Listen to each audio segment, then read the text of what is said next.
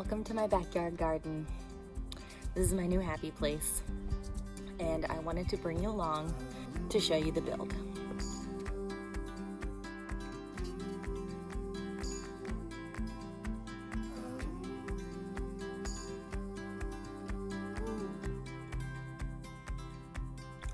My husband and I started gardening last year. We built a couple beds in the back over there. And we had a really prolific harvest that year. We had cucumbers, tomatoes, peppers, and one beautiful carrot. Now I wanted to show you for scale what the old garden looked like last year, and I came across this shot from October during hurricane season. You can see just how flooded it gets in Maryland here along the coast. But you can see we've still got some peppers and tomatoes still holding on tight. So I drew this sketch last year every day in my head, basically, while I was out in the garden, just sort of toying with the ideal garden space for the yard that we have. And, through a series of sketches and alterations, this is basically what I have been dreaming about all winter long.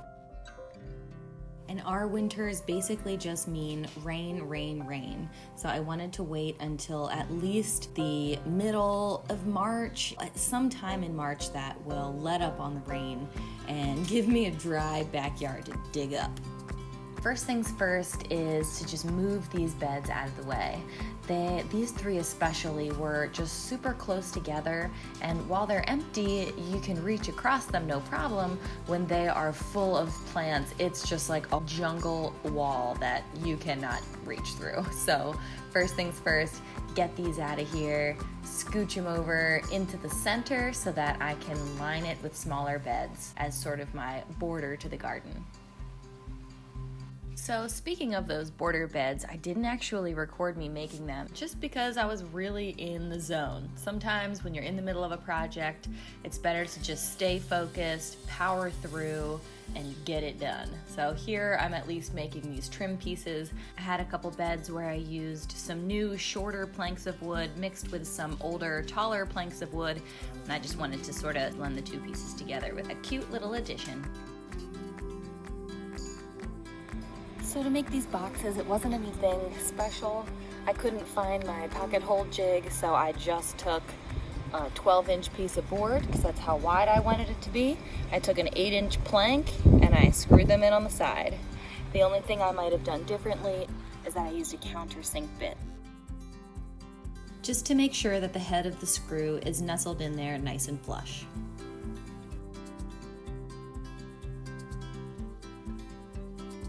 Now what you see me doing here is just honestly leveling out the surface of the garden.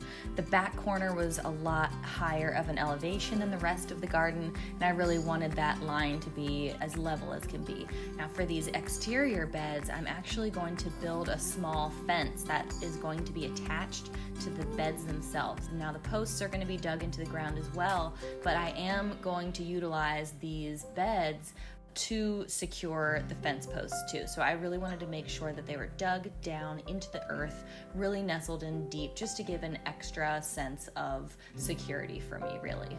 Now for the rest of the beds, the ones in the center and for the walkway, we covered them with cardboard as a weed suppression. We ordered some topsoil just because, like I said, we had an uneven elevation back there. I just really wanted to level out the ground and even out the walkway area and raise the garden out of the water, just like you saw in the beginning of this video.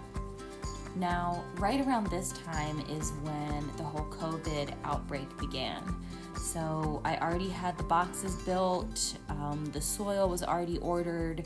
The only thing left was to build the fence. Now we have a very large dog who is hungry all the time, so he was our #1 pest last year.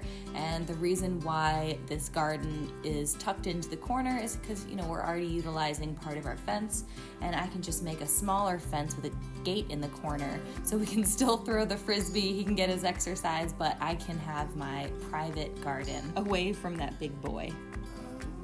So I just couldn't justify a trip to Home Depot at this point. because a stay-at-home order was in place in the state of Maryland where I live, and I just couldn't jeopardize the essential, hard-working people you see at Home Depot for my personal aesthetics. So we did a curbside pickup for some T-posts, a T-post driver, some chicken wire, and mulch with our local Tractor Supply, and before we knew it, our garden was complete.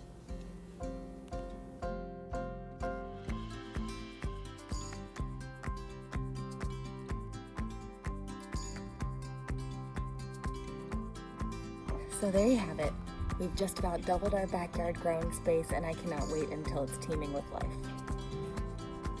So be sure to follow along as we plant this garden up and show you what has already sprouted. Thanks so much for watching.